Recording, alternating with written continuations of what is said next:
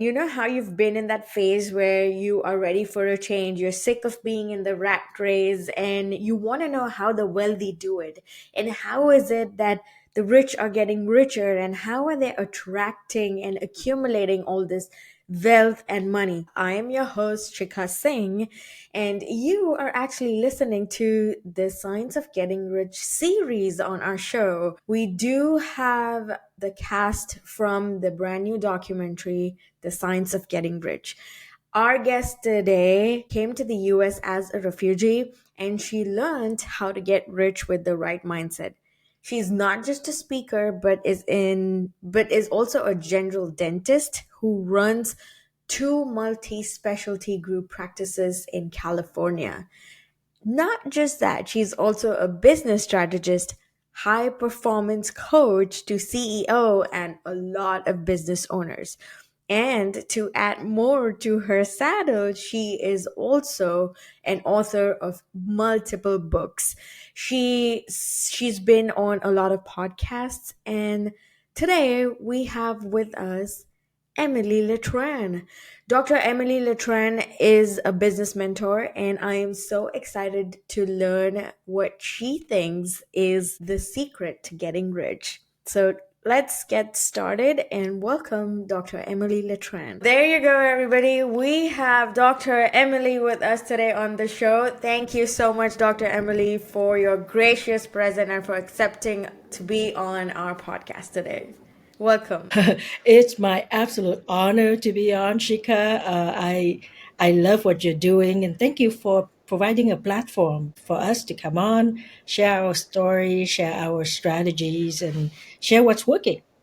Yes, absolutely, of course. So let's begin. I am really curious and interested to know. I have already gone through your website, your details, your list of books, everything, but I want our listeners to know, to hear from you directly. How was your journey and what's your story? Oh, my story. Well, I actually right now live in the U.S. Been living in the U.S. since 1981. I've been by training. I'm a dentist. Been doing that for more than 32 years. For me, the story, it's just like everybody's story, right? We have that uniqueness, and I like for everybody to cherish it, and share it in a proud way because I think the story defines each one of us. So I was actually born in Vietnam back Okay. in the late 60s, and that was during the Vietnam War. And in 1975 is when the communists took over and the country changed. My mother passed away shortly after that. Sorry. And in 1981, together with my aunt, who is my dad's younger sister, we escaped from Vietnam. We escaped with my older brother and four other cousins. And when we came to the United States, it's like shocking. We don't know the language, we don't know the culture, we don't know the technology. We're starting brand new and really in awe, right, of what Yeah. is Yeah. available in the United States. And one of the big thing for me was the realizing that this is where true freedom exists. Because, as you know, there's a freedom of speech and the freedom of religion. I remember I came in August, and in September is a one of the big holiday in the U.S., which is Labor Day. Labor Day, correct. And I was wondering how come nobody go hang a flag in front of their yard or on the balcony because that's what we had to do Correct. when we were in Vietnam. We were instructed to do that on major holiday like that. And people just tell me, well, you want to hang one, you can, you don't have to. And that was the first time when I realized, wait a minute, I don't need to do certain things. And I think that planted a seed, Oh, which is the seed of kind of individualism, right? That you okay. can just be yourself. And then on my path of learning, I love to read books. So one of the first big book I read was Awaken the Giant Within Yes. by Tony Robbins. And I remember reading that book and then going to the back and reading all the references. And one of them is Think and Grow Rich. And then I read more and more and more books. And these are all personal growth books. Correct. And Then in about 15 years ago, I started working with a dental consultant, and he gifted everyone who signed up for his program the book, The Science of Getting Rich. Oh, And for me, the book was written very differently. The book was written in 1910, correct. and it references some of these stories of the Industrial Revolution.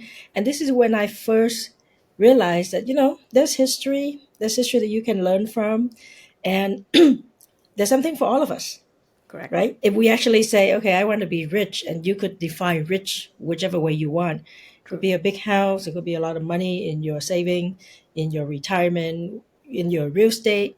For me, being rich has always been to be able to live a fulfilled life, True. right? And to be 100%. able to do what you want. Because sometimes what people do looks great.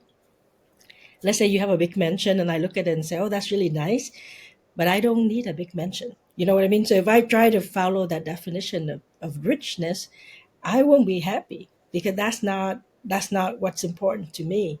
Correct. So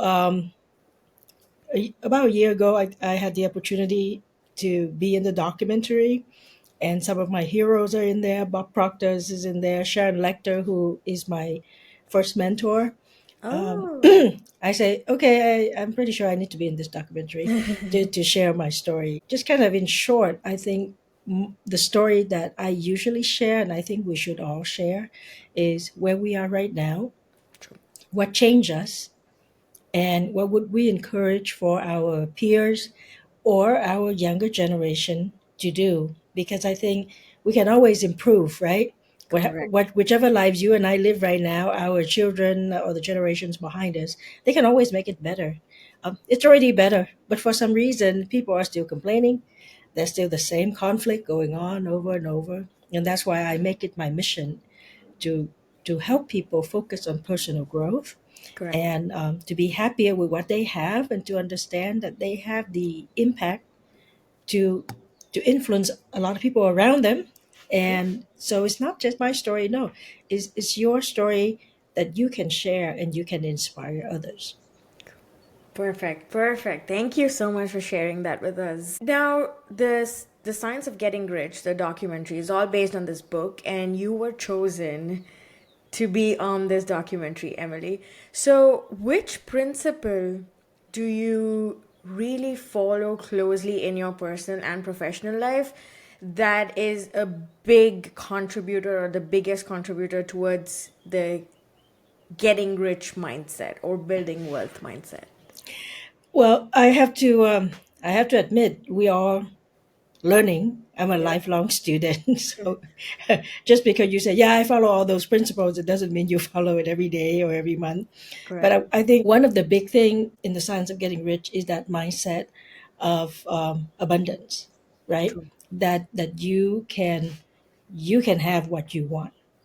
And I think a lot of time for us, what we're thinking is, oh, she was born in a rich family, Yeah. right? She lives in a better town. Yeah. We really, what we do is we're giving an excuse to ourselves.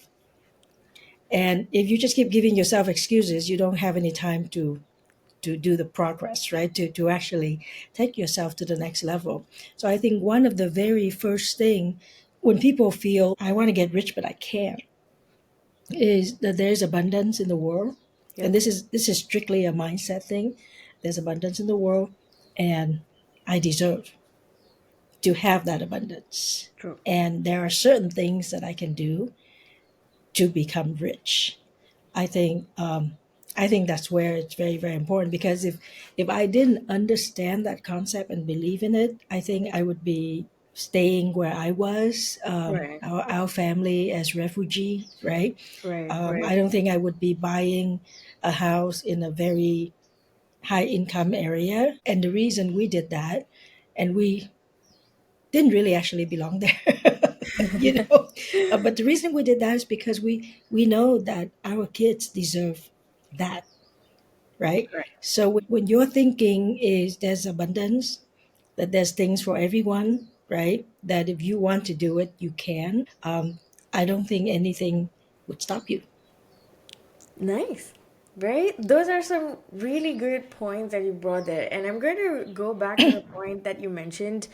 It's all when you start these excuses, when you look at others and how Hmm. successful they are, you always come up with an excuse because you know you didn't go the extra mile or do that extra whatever they were ready to do or sacrifice. Yes. So, Emily, you've given so many talks and you've been on a lot of podcasts and you've written a lot of books. You are a business coach or mentor, plus you're in the healthcare field. You must have met a lot of people who are in this 9 to 5 mindset and people who live paycheck to paycheck, basically. So, what would be one suggestion that you can give to families of that sort who live paycheck to paycheck, who do not know how to even start cultivating that mindset? What would be the first step that they can take in order to start following the path that is in the book, in the documentary, and all about wealth and getting rich, whatever it means for them? Yes, yes. I don't want to sound judgmental, you know, but I have this conversation sometime with people around me, my family, right? Yep. My extended family, when we complain, well, we don't have this. I would tell them 20 years ago, you didn't have this, Oh, right? yes. And right now, this is still not enough, right? Yep. So I think for a lot of people, where you say, have the 9 to 5, which there is absolutely nothing wrong with that, right? Correct. True. If you're living paycheck to paycheck, there's always room for improvement. But the very first thing is, and this is what I see a lot of people do, is they live beyond their means, right? Correct. They want to be like the Jonas, or whatever expression you want to call, right? Yeah, They yeah. want to do that. And my question is, do you need to have that, right? True. A lot of time, and people say, I don't have time. Well, I don't have time to learn another skill. I don't have time to invest, or learn how to do investment, etc. All you need to do is look at this thing right here, right? Yeah, Yeah. and your screen time, and and that's your time. That's Correct. the time that you can win back. So you are in total control of getting rich. Correct. Yes, there are the exceptions. Somebody who worked for a company and it go IPO, right, and then they Yeah. rich, or maybe somebody leave you an inheritance. I those are to me those are exceptions. But again, and not to brag, if I go back and I said, hey, my family, we came to this country as refugees, and we were Yep. living on the supplement income from the government, Yep. and now in the family, I'm not going to count right now, but there are multiple doctors and engineers and entrepreneurs who own their own business, Yep. right? Um, that alone is a story of America, of the law of attraction, where you're going to attract what you want, right? Correct. And sometimes that attraction could be just putting the words out there.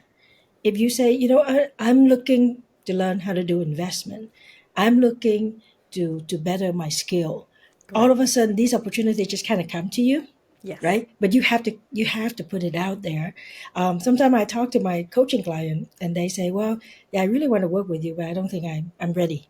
I don't think I have the money. And I said, what you really need to do is you need to tell yourself, this is what I want, Yep. right? This is my commitment. And then you'll be surprised, all of a sudden money show up Mm. for you to use in that particular thing, right? Correct. That's what the law of attraction is. But you got to put it out there. It got to be that desire. You have to have that desire, because if you don't, one day you say, okay, I want to learn this, and next day you just, okay, now I think I would rather be on the couch and do whatever. That the universe not going to give you what you want. Yeah, Exactly. right. Yep. And but I don't want people to say, okay, well, I've been putting it out there and the universe not responding. Yep. Well, you have to be intentional. So I'll give you an example. Let's say you want to learn how to do investment. Well, do not share that with your friend who's also trying to learn how to do that. Probably share it with the people who are already doing it, and Mm. they will give you some pointers. They may say, hey, you know what? Start by taking this. free course, whatever, whatever it is. For me, a free course or a free something, you still invest the time. So Correct. it's never free. There's an investment, right? But be in the be in the right circle. Be around the people who will actually either help you or push you, Yes. right? It's I joke with my friends all the time, like, because we're in the world of dentistry, and a lot of dentists would, they're in a Facebook group and they would start complaining about health, or it could be about real estate or about accounting. Yep. And I'm always asking, well, how come did you ask your CPA this, right? Did you ask your doctor this? Did you ask a real estate investor how to Yes. do this? Like, why do you go and ask your friends, the dentist?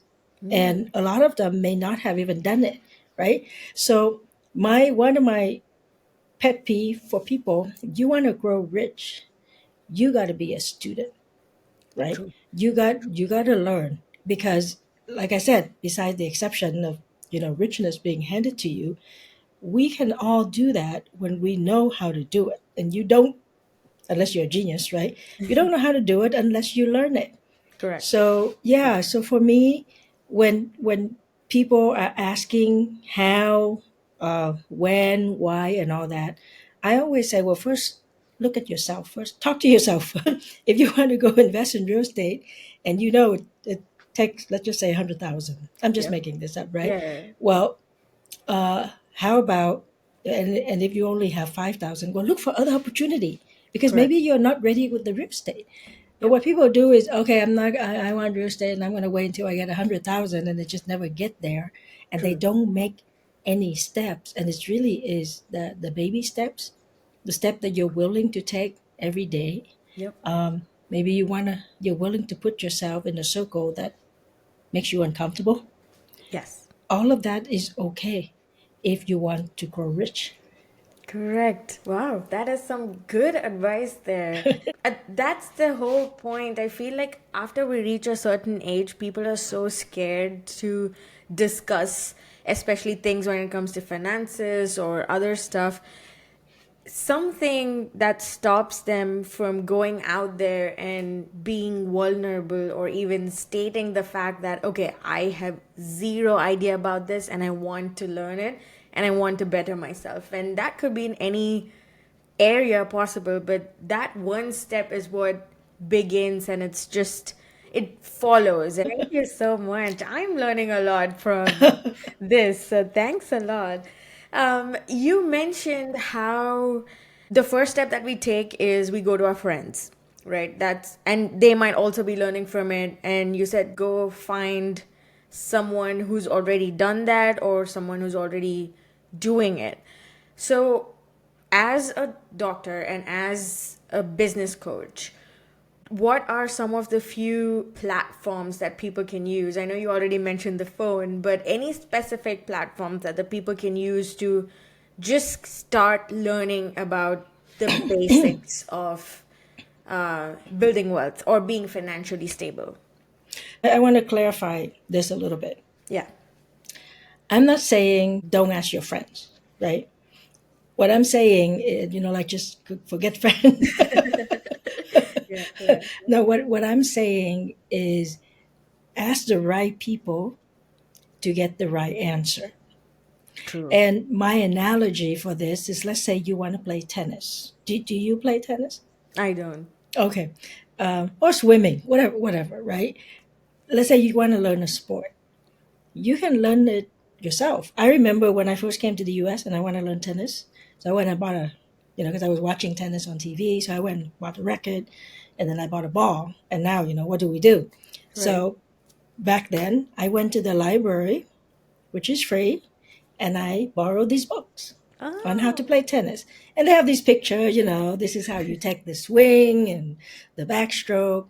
And I'm just copying, right? yep. And then I'm watching on TV. I'm watching, how all these athletes are swinging, and of course it took forever, right? But I wanted to play tennis for fun. It wasn't. I'm not trying to be a professional. Now, when it comes to my kids, I wanted them to get out there and exercise. So I said, okay, you guys all have to go play tennis because mom hasn't played tennis for a while. But what did I do differently? I hire a coach, Mm. okay, for them. because at now I'm able to afford a Yes. coach, Yes. right? So I'm going to hire a coach, and the coach is going to work with the three of them. I think it was 30 minutes per kid each week. Okay. So the point here is the coach is the catalyst, Right. right? Right. In 30 minutes, they're going to learn, okay, this is how you do this, how you do this, and then they can do it faster than Correct. me reading the book and I'm trying to look at the picture and I'm trying to imagine, okay, this is the swing they're talking about. So I think you should have your friends for support, True. right? You're frustrated, you wanted to vent, you wanted, to complain. Have the right friend who gonna support you. They'll listen to you complaining, crying or whatever. But have that mindset where you go, okay, I'm gonna call Shika. I want to talk to her about 15 minutes. I'm just gonna bitch about this, right? True. And then come the 15 minutes and I'm done, Yep. right? I'm gonna be done with it. And then I gotta go look for somebody who can really help me with this tennis or whatever, right? Correct. So when you have to be very conscientious of your time, Yeah. who you give the time to. I You agree. have the support system, so when there's frustration and things like that, you can fall back on that. But a coach, doesn't matter, sport coach, business coach, personal growth coach, a coach is the one where you have a challenge. Usually the coach has a different perspective True. and the coach will give you an answer, right? No, this is, don't do A, do B or C. Yeah. And this is all about speed. And growing rich or money loves speed. There's a real estate opportunity. You don't sit around and wait until you get all the money Correct. to get it. You're gonna go borrow the money somewhere to Yeah. get it, right? Yeah. So speed is very important in being successful, and especially when you want to get rich. You want to do it with speed. You want to do it with efficiency. You want to do it with the right knowledge.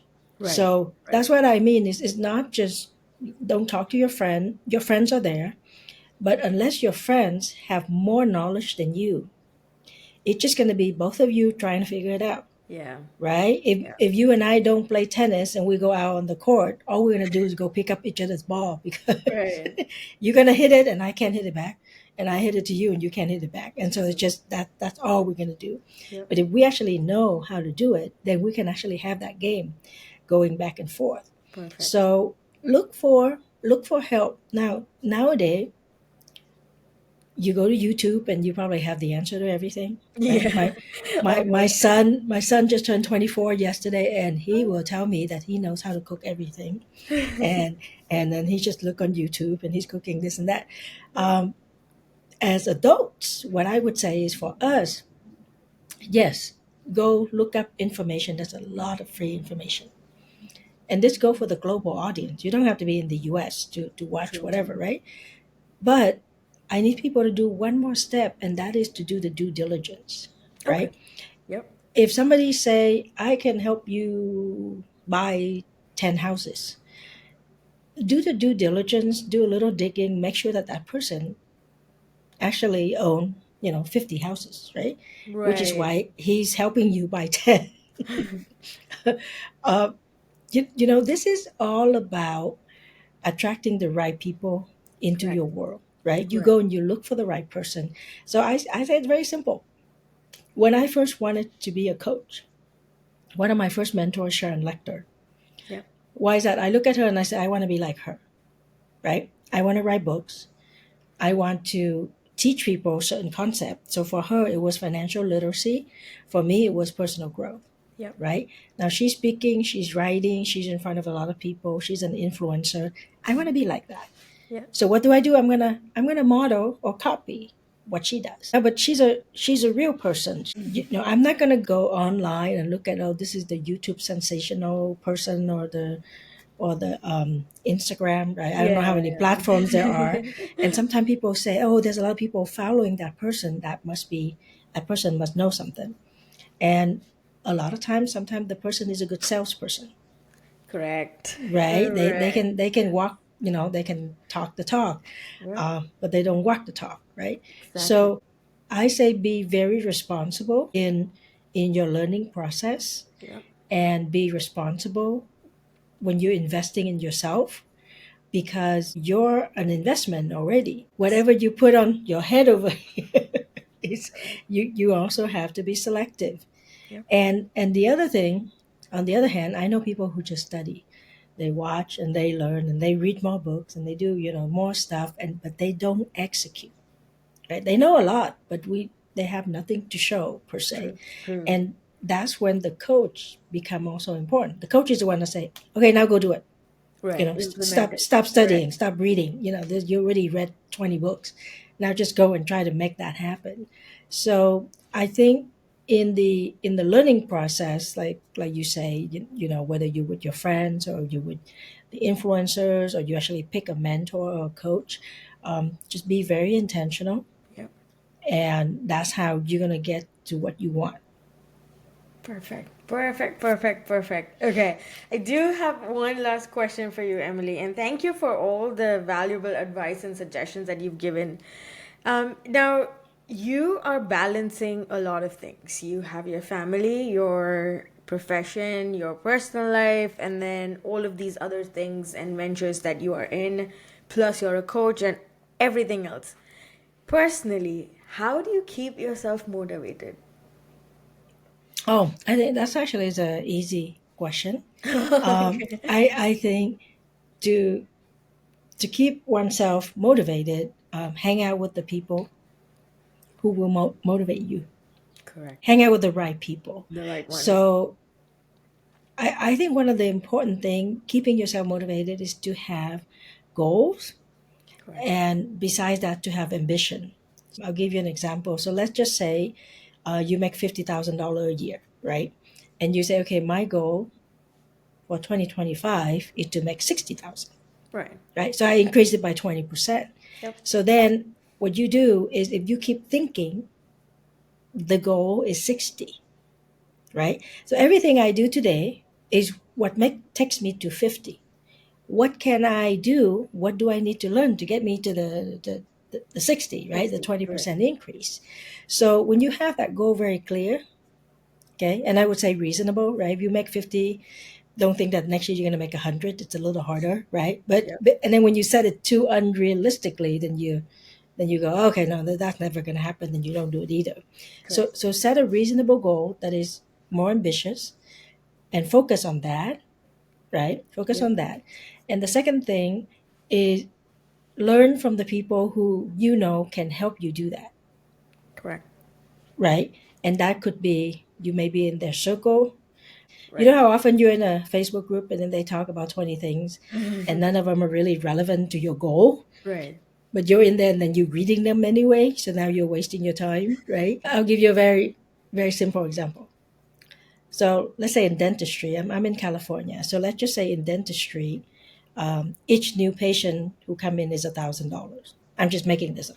Okay. Right. Right. So if I say I want to increase it by 20% Right. and I have 10 new patients, what I should be focusing on is, what are ways where I can bring in two more people.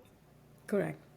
Yeah, that's it. Because I know if I bring in two more people, that's another 2,000. That's the 20% increase, right? So Right. now I'm going to look at information, YouTube, whatever, to figure out how to bring in more new patients, Right.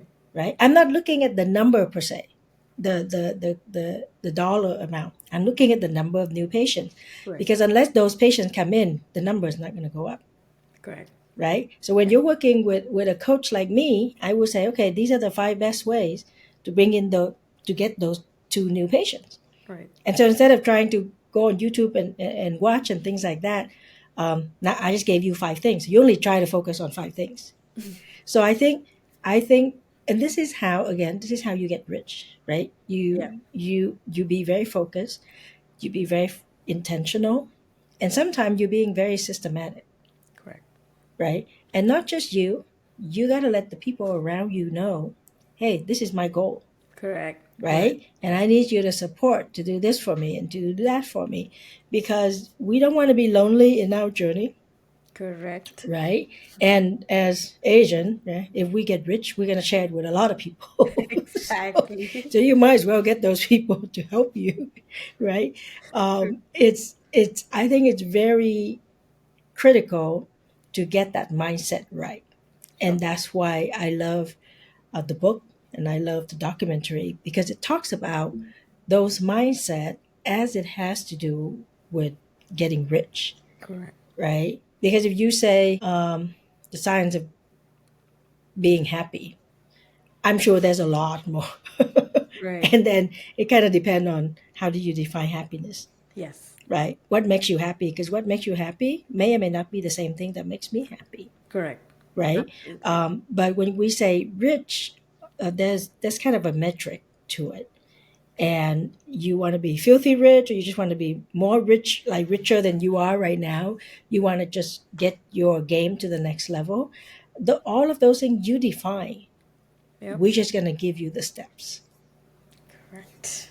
Perfect. Thank you so much, You're welcome. Emily. This was such a pleasure to have you on the show, and I thoroughly enjoyed it. Again, I wish you all the best for all your future milestones and more books and all the success that you can have. And again, it was an honor to have you on the podcast and this episode, Emily. Thank you so much. And we will look forward to watching the movie and getting to know more secrets from you.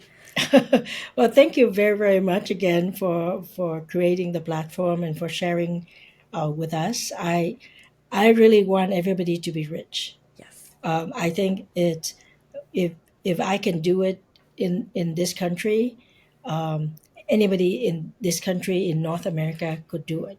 When correct. you're looking at somebody in a third world country, I know it may not be exactly the same, but if you have that right mindset and if you look for opportunity, sometimes the opportunity is right there in front of you. You just need to see it, Correct. right? And I'm sure you know that. So I wish everybody a lifetime of richness. The achievement that you want and you deserve, and let's go make this world better for our kids and for generations to come. Absolutely. Thank you so much, You're Doctor. welcome. Thank you. I hope you have learned something useful and something that would help you transform your journey and get you one step closer to being rich and building wealth and being happy. If you want to know more, go check out the series and the playlists that I've linked here below. And if you haven't watched the documentary, The Science of Getting Rich yet, then go check out the link in my description box below to get a discount and a bonus. I hope you've enjoyed this and stay tuned for more episode in the series. Until then, keep growing, keep glowing, and be yourself. This is your host, Shikha Singh, signing off.